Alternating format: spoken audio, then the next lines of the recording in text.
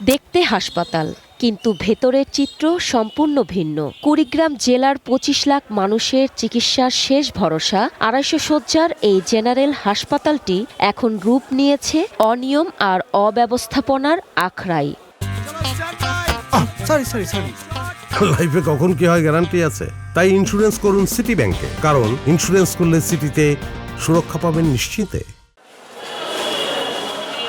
সাধারণ মানুষের উন্নত চিকিৎসার জন্য সরকার কোটি কোটি টাকা ব্যয়ে আধুনিক যন্ত্রপাতি কিনলেও রক্ষণাবেক্ষণের অভাবে সেগুলো বছরের পর বছর অচল অবস্থায় পড়ে আছে। ফলে বাইরে থেকে চড়া দামে বিভিন্ন পরীক্ষা করতে বাধ্য হচ্ছেন রোগীরা। বাইরে থেকে ওষুধ খাই, বাইরে থেকে ওষুধ খাইতে এই জায়গায় আসার কোনো লাভ কি? কোনো লাভই নাই। এখানে আসার পরে ঠিকমতো চিকিৎসা পায় না, দেখা গেছে ডাক্তার থাকে না, দেখা গেছে নার্সদের আচরণ ভালো না, তারপর দেখা গেছে যে আপনার ইনজেকশন নাই, ওষুধ নাই, স্যালাইন নাই। শুধু তাই নয়, জরুরি বিভাগেও থাকে না কোনো বিশেষজ্ঞ চিকিৎসক। ইন্টার্ন চিকিৎসকদের দিয়ে চালানো হয় দায়সারা চিকিৎসা।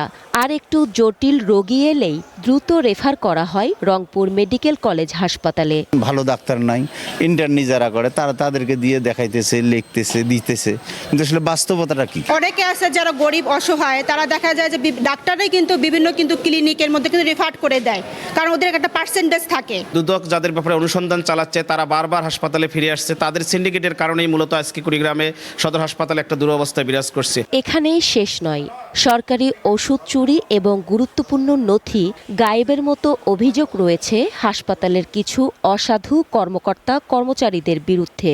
বদলি করা হলেও অদৃশ্য খুঁটির জোরে তারা আবার ফিরে আসেন এই হাসপাতালে। এই পরিবেশের মধ্যে আসলে একটা রোগী কতটুকু নিরাপদ, কতটুকু সুস্থ হয়ে উঠতে পারে, এটা নিয়ে আসলে আমাদের মনের মধ্যে সন্দেহ জাগে। মেডিকেল অফিসারে যেখানে ১০০ শয্যায় ৭৮ জন ডাক্তার দরকার, সেখানে আছে ১৯ জন। সেই আমরা ১০০ শয্যার জনবল দিয়ে আমরা ২৫০ শয্যায় হাসপাতালে সেবা দিচ্ছি। স্বাধীনতার অর্ধশতক পেরিয়ে গেলেও ন্যূনতম চিকিৎসা সেবা থেকে বঞ্চিত কুড়িগ্রামের মানুষ। কোটি টাকার সরকারি সম্পদ কার স্বার্থে অচল অবস্থায় পড়ে আছে, এখন সেই প্রশ্ন স্থানীয়দের। One national desk.